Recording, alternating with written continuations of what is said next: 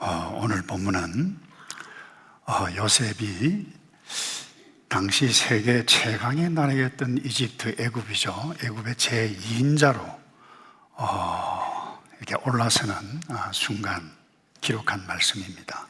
형들의 미움 때문에 억지 이민 갔고 남의 집에 종이 되고 또 감옥살이를 하게 되어졌던 이 전과자가 이 애굽의 실세가 되는 순간입니다. 어떻게 보면 그 인간 승리라고 볼 수도 있고 또 인생 역전의 순간이라 이렇게 말해도 좋을 것입니다만은, 근데 우리는 특별히 하나님의 백성으로 부름을 입은 우리는 특별히 이것보다 더 중요한 부분을 우리가 주목해 가야 할 부분이 있습니다. 그것이 무엇인가 하면 이 바로 왕의 입에서 나온 말입니다. 뭐라고 이야기하고 있는가 하면 39절에 하나님께서 내게 이 모든 것을 알려주셨으니 너만큼 분별력과 지혜가 있는 사람이 없을 것이다.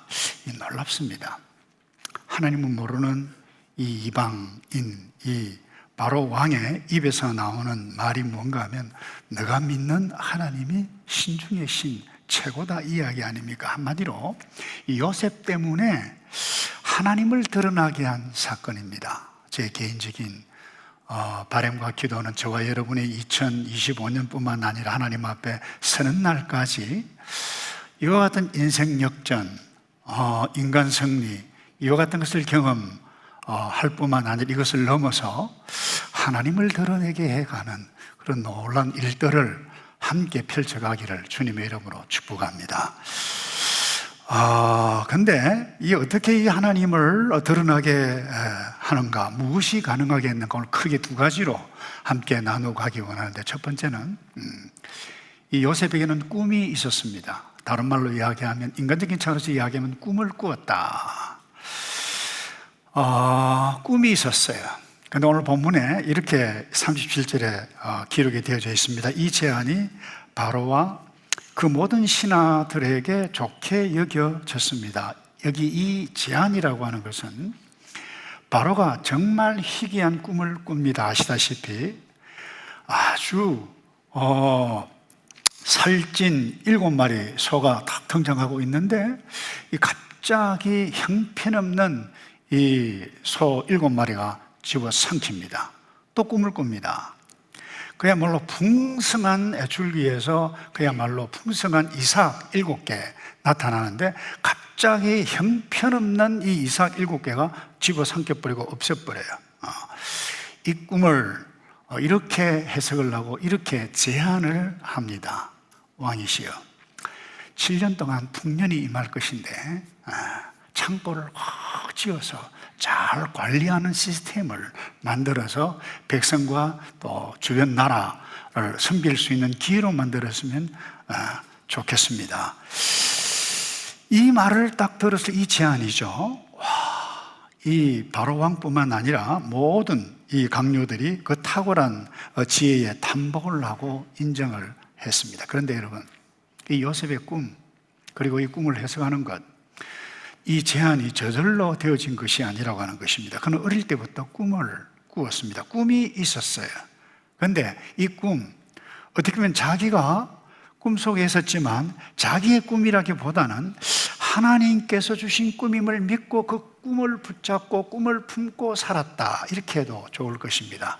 알다시피 11개 볕단이 자기 볕단 둘러서서 절을 하는 것, 그 꿈이 하나님께서 주신 꿈인 줄을 알고 형들에게 말했던 꿈의 사람이었어요. 그래서 이 꿈 듣고 기분 좋아하지 않았던 이 형들, 저 친구 꿈꾸는 놈이, 옛날 번역에는 꿈꾸는 자가 오는도다 이렇게 되어 있습니다만, 쉽게 이야기하면 재수 없는 꿈꾸는 친구가 다가오고 있네, 막 그렇게 비아냥거렸습니다. 그런데 결국 그 꿈대로 됐죠.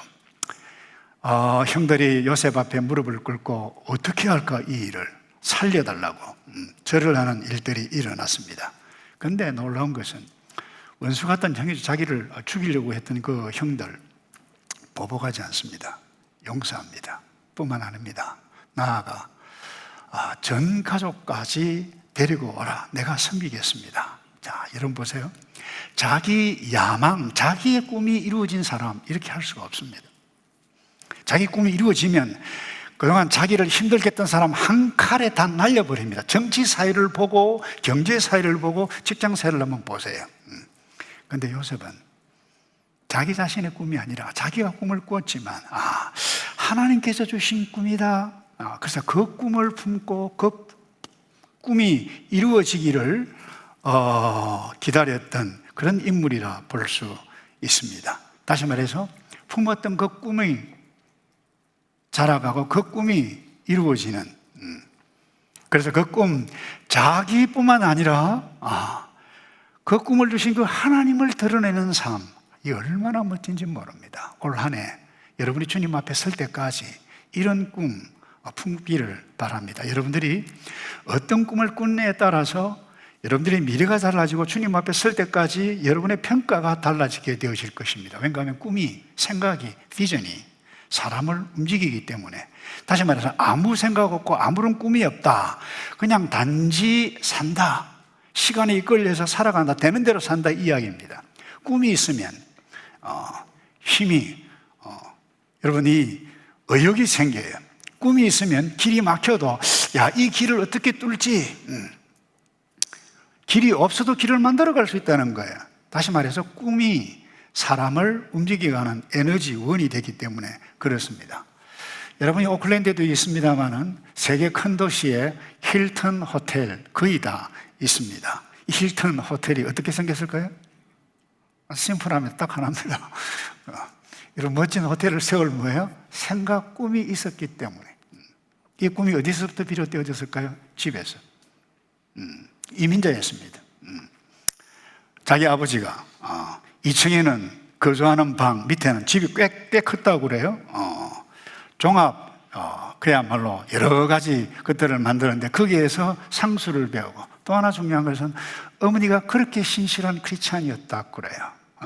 그 어머니의 영향을 받아서 꿈을 키웠기 때문이다. 자서전에 보면 그렇게 여러 가지로 나와 있어요. 여러분, 아무리 머리가 좋고 능력이 탁월하고 기술이 있고 경력이 있단다 할지라도 이 생각, 꿈이 없으면 단지 기능인으로만 살 수밖에 없을 것입니다. 그런데 이 꿈이 있는 사람은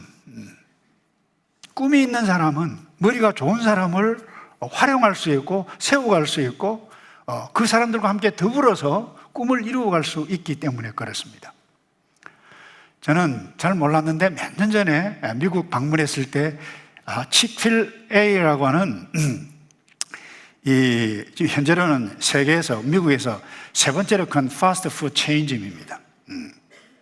이분이 이 사장이 트로엣 캐시라고 하는 분이 이것을 시작을 했는데, 원래 군대를 제대를 하고 아틀란타 근교에 포드 회사, 조립하는 회사들이 많았는데 그 옆에 식당을 냈어요. 그러니까 치킨 버거를 만들었어요. 근데 이분이 정말 가장 맛있는 치킨 버거를 만들겠다, 이와 같은 꿈을 가지고 있었는데 굉장히 아주 신실한, 저분도 그렇고 저분 아들이 지금 맡고 있는데 아들 아주 신실한 크리스찬이에요. 2018년 통계에 의하면 지금 KFC 아시죠? 코리안 푸드 센터 말고 KFC 그 매출을 능가했다고 그러는데, 더 놀라운 것은 체인점이 생길 때마다 지금까지 70년 동안 단 한 번도 모든 체인점이 수입이 줄어든 법이 없다고 통계가 나와 있어요. 근데 이번에 여러분들이 몇 년 전에 어려움을 당한 것도 뉴스를 통해서 알겠습니다만 정말 신실한 크리스찬인데 아들도 그래요. 선한 영향력을 끼치는 기업이 되겠다. 주일날 문을 닫습니다. 몇 년 전에 한국의 팀들과 교육대에 있어서 갔는데 이동 중이어서 주일날 점심을 먹기 위해서 이 푸드센터를 들어갔는데 캄캄한 불이 탁 켜져 있는 코너가 있어요. 바로 이 치크필에이 체인점이었습니다. 제가 도전을 받았어요. 쫙 우리가 전부 다 쳐다보았어요. 진짜 대단하다, 감사하다. 철학이 이것입니다. 하나님의 창조질서 원리를 쫓아서 주일이면 일주일에 한 번은 모든 종업원들이 다 시기하고 가족들과 함께 지내가야만 한다는 기본적인 생각. 여러분, 우리가 하나님 앞에 예배를 드리는, 특별히 하나님의 은혜를 입어서 하나님의 백성이 되어졌는데, 내가 어떤 분야에 있든지 바른 생각, 바른 꿈, 바른 비전 갖는 것 반드시 필요합니다. 나이와 관계없습니다. 상황과 관계없습니다. 내가 올 한 해 남은 생에는 좀 더 좋은 아빠가 되겠다. 훌륭한 비전입니다. 좀 더 멋있는 엄마가 되겠다. 내가 예배를 드려도 이전과 달리 예배를 드리겠다. 하나님과의 관계 속에서, 대인관계 속에서, 직장 속에서 내가 어떤 삶을 살아가야 되겠다. 여러분, 이 꿈이 있고 이와 같은 비전이 있을 때, 그 비전을 품고 나가게 되어질 때에 뭐예요? 우리는 망하지 않습니다. 구약의 잠언 지혜자가 그렇게 이야기를 했습니다. 비전이 없는 사람은 망하느니라. 잠언 29장 18절. 현대인 영어 번역이 그렇게 되어 있어요. 그런데 다른 번역에 보면 똑같이 이래. 계시가 없으면, 비전, 꿈, 계시 동일하게 그렇게 번역을 해가고 있어요. 백성들은 망하나 율법을 지키는 사람은 복이 있다. 무슨 말입니까? 꿈, 비전, 계시, 하나님의 말씀과 관계있다는 거예요. 그래서 내가 어떤 형편, 어떤 나이, 건강과 관계없고 돈과 관계없고 현재 내가 살아 숨을 쉬고 있다라고 하면, 하나님, 내가 이렇게 살겠습니다. 나의 야망이 아니에요. 그래서 오늘 여러분들이 품고 있는, 집에 돌아가셔서 노트에 적으셔도 좋아요. 나는 이렇게 살겠다. 그 꿈이 있으면 그 꿈이 자라고 그 꿈은 반드시 열매를 맺게 될 줄로 믿습니다. 두 번째요, 이 요셉이 한순간에 이렇게 된 것 아니죠. 중요한 두 번째 요소, 신뢰받는 사람이었습니다. 오늘 이 본문의 40절에 보면 이런 말씀이 있어요. 너는 내 집을 다스리도록 하여라. 내 모든 백성이 내 명령에 순종할 것이다. 내가 너보다 높은 것은 이 왕의 자리뿐이다. 여러분, 요셉이 이 바로 왕에게 받은 이 신뢰보다, 한번 보세요. 내 왕의 왕권 말고 너가 알아서 다 해라. 정권을 위임합니다. 여러분, 이보다 더 큰 신뢰가 어디에 있습니까? 여러분, 어떻게 이와 같은 신뢰, 요셉 처음 보는 친구였어요. 받게 되었습니까? 우리는 이 요셉의 인생 여정, 삶의 여정에서 배워야 할 요소들이 있습니다. 우리 익히 알고 있어요. 요셉의 여정이, 예수 믿지 않는 사람도 다 알아요. 숱한 도전 받았어요. 근데 숱한 도전, 인내로 받아들였습니다. 여러분, 꿈을 꾸는데, 생각을 품는 데는 별로 대가를 지불해 가야 할, 몇 번 생각만 하면 돼요. 죄송합니다만 그 돈 별로 안 들어요. 꿈을 꾸는 데는. 그러나 이 품은 꿈을 외부 세계에 드러낼 때 반드시 갈등 만납니다. 도전을 만납니다. 어려움을 만납니다. 여러분, 이 요셉의 꿈을 처음으로 믿었던 형들에게 이야기했을 때에 어떤 일이 일어났습니까? 도전받았어요. 미움을 받았어요. 창세기 37장 5절입니다. 한 번은 요셉이 꿈을 꾸고 그것을 자기 형제들에게 말했네요. 그런데 그 꿈 때문에 그들이 요셉을 더 어떻게 해요? 미워했어요. 가만히 안 그래도 아빠 사랑만 받으니까 좀 시기가 있었는데 그 꿈 이야기 하니까 더 미워했다는 거예요. 그 꿈 때문에 따돌림 당했습니다. 꿈 때문에 죽음의 구덩이에 던져졌습니다. 그 꿈 때문에 팔렸습니다. 종이 됐습니다. 여러분, 그때 나이가 17살이라 학자들은 이야기합니다. 17살 때에 팔려 보디발의 종이 됩니다. 한번 보세요. 꿈 이야기 하니까 이와 같은 일들이 일어났어요. 말을 하지 않았을 때 이와 같은 일들이 일어나지 않았을 것입니다. 여러분, 꿈을 말하지 않을 때는 아무런 어려움이 일어나지 않습니다. 그런데 꿈을 말한다라고 하는 것은 곧 내 꿈을 시작한다라고 하는 의미와 똑같습니다. 그런데 그 비전, 어떤 꿈 말할 때 사람들의 반응이 나타나면 때로는 와, 그거 괜찮네 이렇게 반응하는 사람 있겠습니다만은 웃기지 않아 저거? 그런 반응을 받을 수 있습니다. 그런데 요셉은 이와 같은 도전들, 반응들 인내하고 또 인내하고 뛰어넘었어요. 여러분, 비전과 꿈, 그것이 나의 야망이 아니라고 하면, 근데 거꾸로 그래요. 예수 믿지 않는 사람은 야망을 가지고 엄청나게 피할을 하는데 하나님을 믿는 야망이 아니라 꿈, 비전을 가지고 있는데 말도 하지도 않고 말할 능력도 없고 생각도 없고 그렇게 살면 우리에게 주어진 이 놀라운 하나님의 백성의 이 신분 누려갈 수 없다라고 하는 것입니다. 그 비전과 꿈이 하나님의 뜻에 합당하다라고 하면 말을 해야만 합니다. 그때 역경이, 어려움이, 도전들이 반드시 일어날 수 있습니다. 그럼에도 불구하고 그것이 그 꿈이 현실화되어지는 과정이라고 하는 것, 우리는 놓치지 말아야만 합니다. 일반 사회에서도 마찬가지입니다. 여러분이 아시다시피 자동차 왕이라고 헨리 포드, 그야말로 귀족 중에 귀족들만 일부 차를 타고 다니는 그때에 나는 이 자동차를 만들어서 그야말로 모든 사람들이 자동차를 타고 다니도록 만들겠다. 무슨 뚱땅지 같은 소리 아니야. 도로가 어디 있냐, 길이 어디 있느냐. 그 당시 길이 없었어요, 별로. 정신 나간 생각이다라고 그와 같은 말을 들었습니다. 성경 보세요, 여러분. 느헤미야 보세요. 느헤미야가 조국의 어려움을 당할 때 기도해가고 아닥사스 왕의 허락을 받고 이제 성벽 공사하러 가기 전까지는 아무런 반응이 없었습니다. 느헤미야가 와서 성벽을 다시 재건한단다. 야단법석이어서 그 주변에 있는 정치가들이 그 전까지는 조용했습니다. 근데 그 일을 시작했을 때 야단이었습니다. 요셉도 마찬가지였어요. 말을 내 꿈 이야기를 했을 때 형들의 시기, 미움, 보디발의 집에 가서 11년 동안이나 또 하나 거기다가 이상한 마님 때문에 감옥에서 2년 감옥살이를 합니다. 13년 동안이나 그는 어려움과 역경 속에서 있어야만 했었습니다. 여러분, 비전과 꿈, 세상의 야망도 쉽게 이루어지지 않습니다.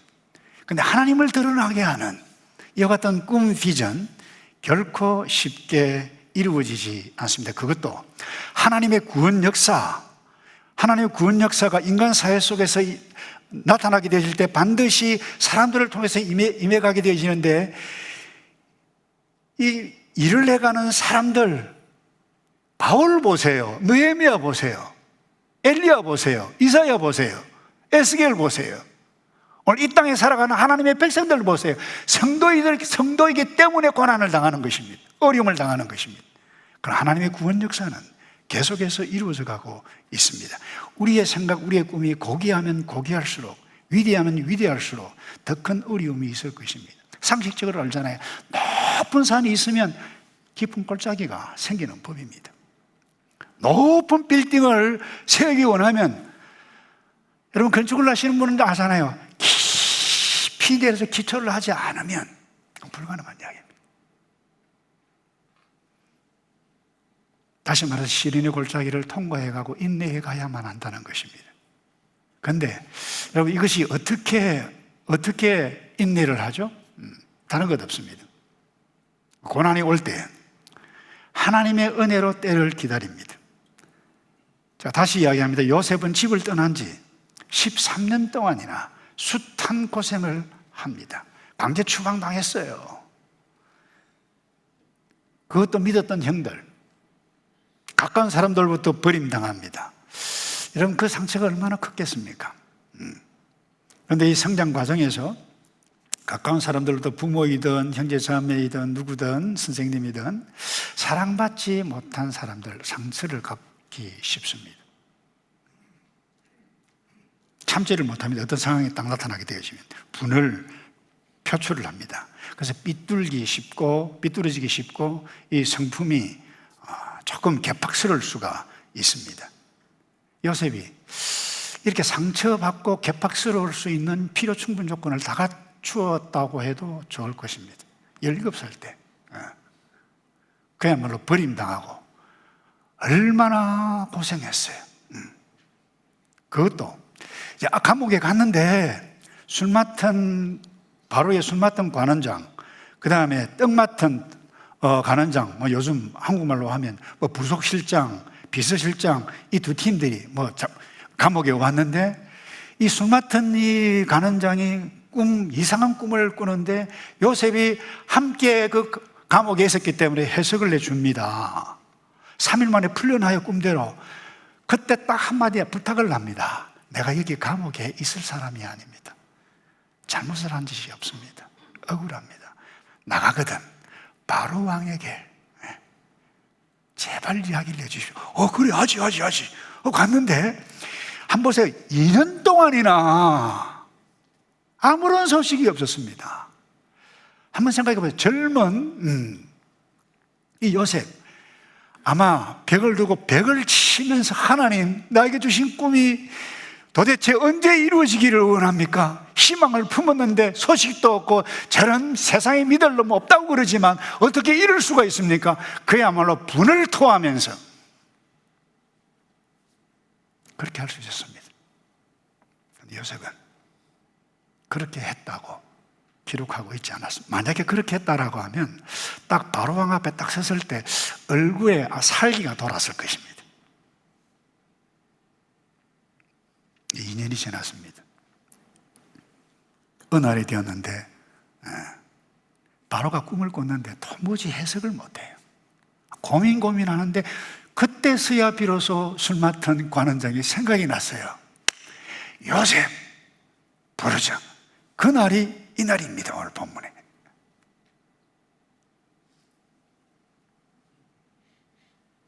자, 보십시오. 41절에 해석을 하고 난 다음에 바로가 요셉에게 말했습니다. 보아라, 내가 지금 너를 이집트 온 땅 위에 세우노라. 저는 성경에 해석 안 되는 부분들이 한두 개가 아니에요. 굉장히 많아요. 근데 저 역시 제 이성으로 이해가 안 되는 부분이 이 부분입니다. 어떻게 이 바로왕이 젊은 친구, 그 죄수입니다. 자기 나라 사람도 아닙니다. 처음 만납니다. 해석하는 거 보고 어마어마한 일, 나 왕자 빼놓고 너 알아서 다 해. 이해가 됩니까, 여러분? 저는 이해가 안 돼요. 어떤 사람은 그렇게 할 수 있어요. 저도 그렇게 생각할 수 있어요. 와, 그 바로왕 사람 보는 눈 있네. 착 보면 안 해. 그 사실 왕 되면 사람 보는 눈이 있습니다. 그렇지 않습니까? 수많은 사건, 사고, 수많은 사람들을 만납니다. 사람 딱 보면, 말하는 거 보면, 그렇구나. 이렇게 알 수 있는 능력을 가졌다고 해도 줘요. 그럼에도 불구하고 이것은 저로서는 해석이 안 돼요. 어떻게 해서 이와 같은 일들이 일어났는가? 다른 데 있지 않다고 봅니다. 하나님의 은혜가 아니면 요셉이 이 순간에 바로왕으로부터 이런 신뢰를 누릴 수 없고 하나님의 은혜가 아니면 애굽의 제2인자 될 수 없었다. 여러분, 은혜가 무엇입니까? 다른 건 없어요. 하나님께서 나와 함께 하시는 거예요. 여러분, 예수를 믿으면 하나님께서 저와 여러분과 함께 하십니다. 믿습니까? 이것을 믿을 때에 나는 은혜 받은 사람이에요. 다시 요셉 돌아왔고요. 창세기 39장 2절에 이런 말씀이 있어요. 여호와께서 요셉과 함께 하심으로 요셉은 형통하게 됐다 그랬어요. 함께하는 것이 은혜라고 하는 거예요. 그럼 3절에도 이런 말씀이 있죠. 39장 3절입니다. 요셉의 주인은 여호와께서, 보디발이죠, 여호와께서 그와 함께 하시고 그가 하는 일마다 여호와께서 잘되게 해주시는 것을 보았다. 여러분, 하나님께서 함께 하시는 것이 은혜입니다. 어떻게 요셉이 인내 11년 동안 보디발의 집에서 고생한 것을 기다릴 수가 있었습니까? 하나님의 은혜입니다. 감옥 속에서 2년 동안 어떻게 기다릴 수 있었습니까? 하나님의 은혜가 아니면 기다릴 수가 없었습니다. 어떻게 요셉이 그 꿈을 해석할 수 있었습니까? 하나님의 은혜예요. 하나님의 영이 너에게 임했다. 불신자 입을 통해서도 이야기합니다. 더 중요한 것은 이 부분입니다. 훗날 이 원수 같은 형들 나타났을 때 여러분 같으면 어떻게 했겠어요? 단칼에 날리지. 어떻게 용서할 수 있었습니까? 이유는 딱 하나입니다. 하나님의 은혜가 요셉에게 임했기 때문에 그 많은 상처, 아픔 뛰어넘을 수 있었던 이유는 딱 하나입니다. 은혜가 임했기 때문에. 우리가 이것을 알아야 돼요. 성도는, 하나님의 백성은 이 놀라운 하나님의 은혜가 나에게 임해서 하나님의 백성이 되어졌다. 이것을 믿는 자는 상처를 뛰어넘을 수가 있습니다.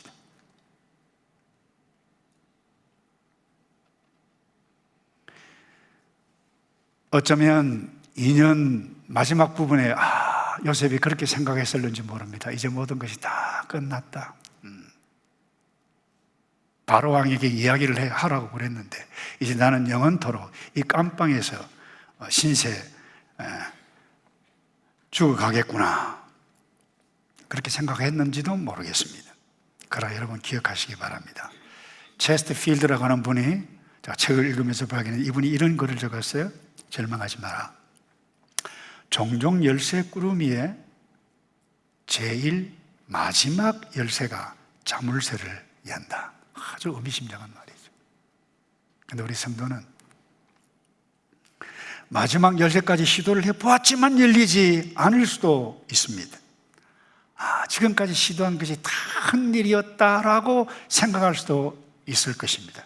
그러나 마지막 열쇠는 내 손 안에 있는 것이 아니라 하나님의 손에 달렸다라고 하는 것, 여러분 놓치지 않기를 바랍니다. 예수님도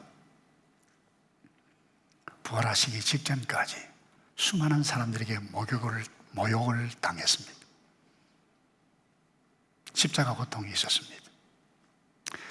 예수 믿는 저와 여러분 이 땅에서 마찬가지입니다. 타락한 세상에 살고 있기 때문에, 예수를 믿기 때문에, 하나님의 백성이기 때문에 하나님의 뜻을 붙잡고 그 생각을 붙잡고 나가기 때문에 고난을 당하고 오해를 당하고 원망도 들을 수 있을 것입니다. 그러나 그것이 끝이 아니다라고 하는 것, 하나님은 역사의 배후에서 여전히 통치해 가고 계신다라고 하는 부분, 우리의 신자의 눈으로 볼 때 오늘날 세계를 보세요. 우리가 살고 있는 사회를 보고 조국의 사회를 보세요.